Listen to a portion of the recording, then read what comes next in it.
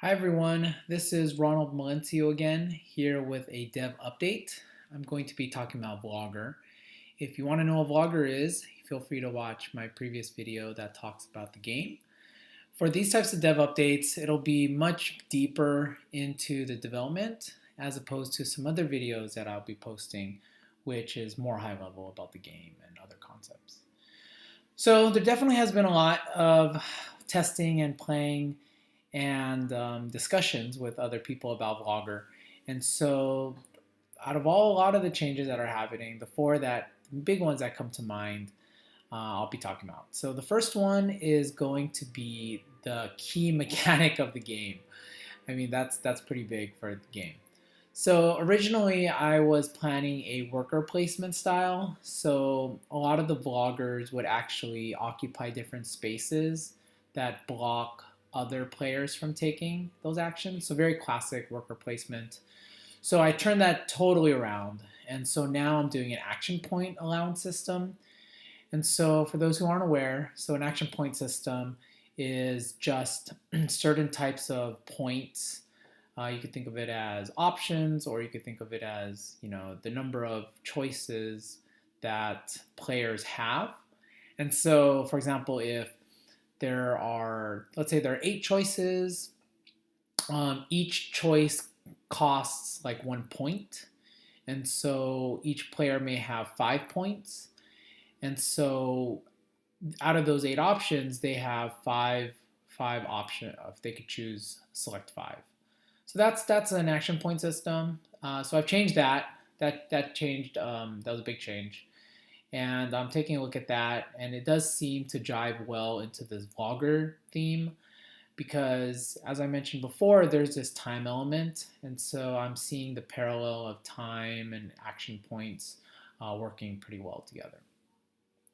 So the second one is defining and building this engine. So just like in any type of Euro game, there's kind of like this ramp up mechanic where you can't really do much at first, but compared to the end of the game, at the end of the game you could do a lot. You're capable of doing more things, etc. And so, taking a look at what the ramp up mechanic will look like in this game, I think it's gonna make it a little more interesting. Some thoughts are, you're a vlogger, you can't really do much. Maybe you could only work 4 hours of the day, and maybe you're inefficient when you collect videos and turn videos into uploadable content. But towards the end of the game, you're going to be like a pro. You're going to be highly specialized in maybe food videos or able to really collect videos in a certain part of the world. And so I think that vision is what the ramp up mechanic would look like. And so some immediate options are, well, I think as you progress and take a certain action over and over, you maybe develop a certain skill that could reduce the amount of time, or in this mechanic's case, an action point will take to do such action in the future. And so I think that would make for an interesting kind of ramp up. And then obviously throughout the game, videos get more difficult as well. And so I think there's a push for players to improve themselves. All right, so the third one is objectives. So I think thematically it'll be called assignments.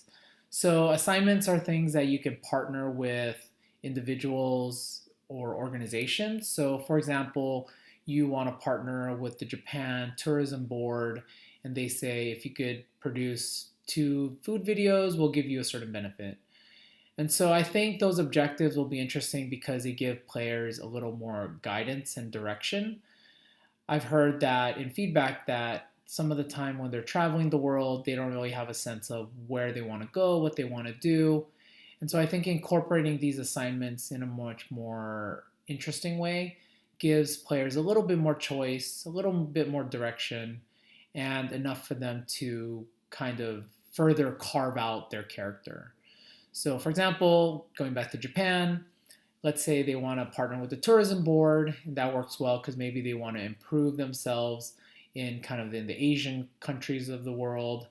and by doing so, they're more efficient, and then they could churn out more videos of that, and maybe those will score more points. So that's kind of the vision. And then lastly, with that said, the scoring. So let's talk about the scoring system. It has changed a lot in the last couple weeks. It went from a multi-scoring track to a combination of a scoring track, and these scorings are both subscribers and internet views.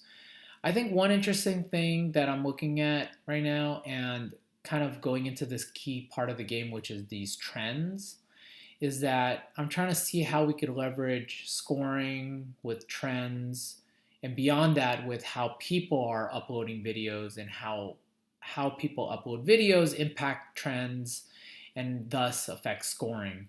I think that would be kind of interesting because, collectively, and I think this is in real life, as people do more of one thing, there's more content of that's available.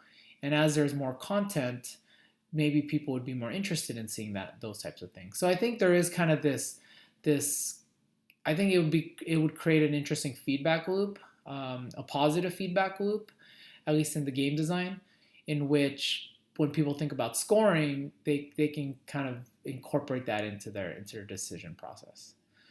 So those are 4 different ones. I could probably spend another video diving even deeper into it. And I mean, the game is still in development, but I'm really excited to not just work on it, but also start showing more of it in other videos so you could actually get more of a flavor of the game. So I'll definitely do that. Anyways, thanks for watching and stay tuned.